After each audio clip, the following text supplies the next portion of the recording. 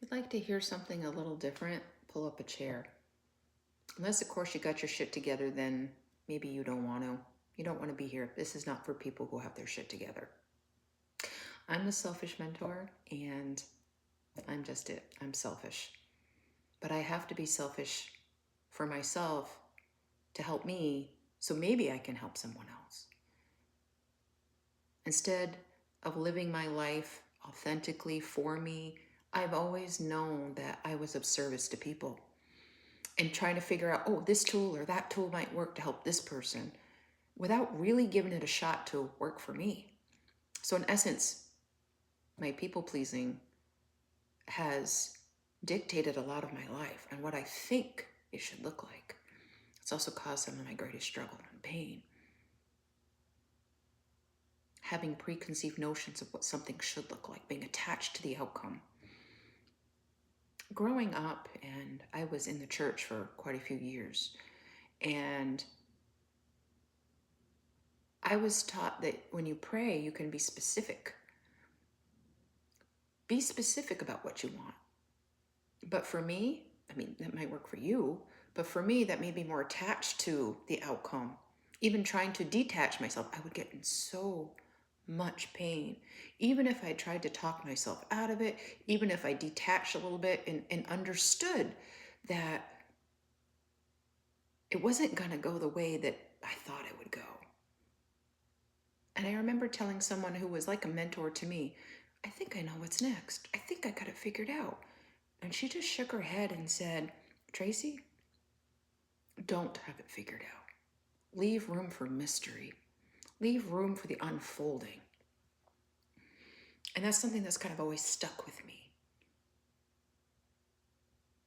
But many times in my life, I've been told I'm selfish because I've been trying to find my path, my uniqueness, my way.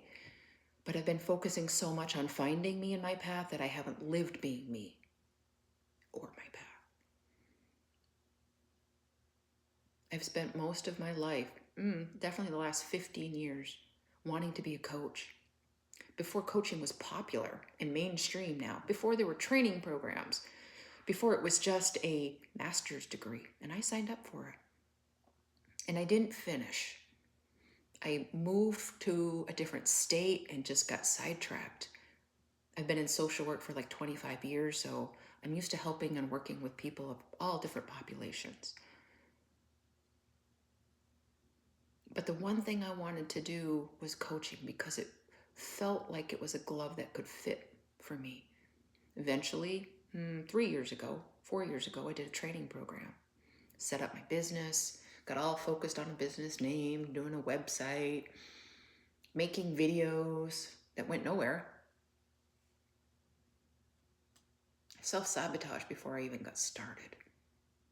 In denial that things should look a certain way or feel a certain way or be a certain way.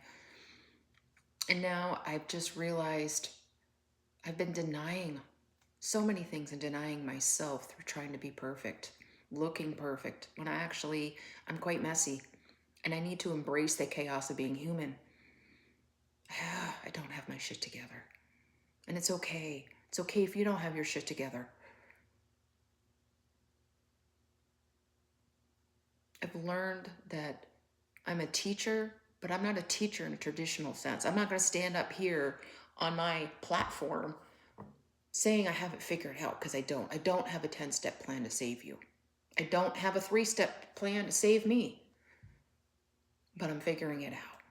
I have come across some tools that I'm learning about to learn my design and how I work, how I function.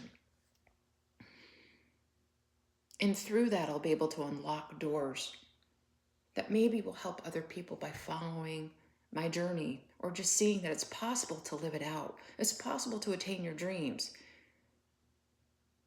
This even affects manifestation, right? If you're not comfortable in your own skin, you don't love yourself, and you're just trying to escape it, do you really think you're going to just be able to manifest everything you want?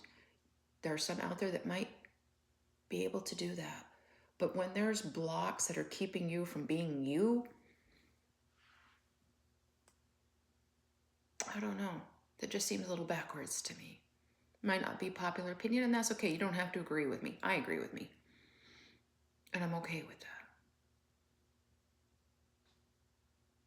I learned to self-sabotage and not be present to myself to protect myself from abuse as a child.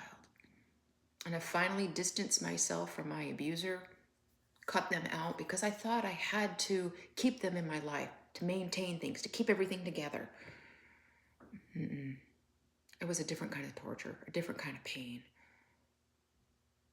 I finally feel a little more safe now to be myself, to explore that, because it was asking me to put on masks and hats that weren't mine, or they were some dumbed down version to make me feel safe. And it was all bullshit. All bullshit. So I'm learning to live my design, which is to be natural, which is to embrace the messiness of humanity. And that means the selfishness. I want to explore all things self and the ins, the outs, the vulnerable, the happy and the sad. So if you're somewhere on your journey and you're messy and you are somewhat intrigued or want to listen to someone else who has a mess so you can feel better about yourself, hey, by all means, go for it. You don't need permission from me. But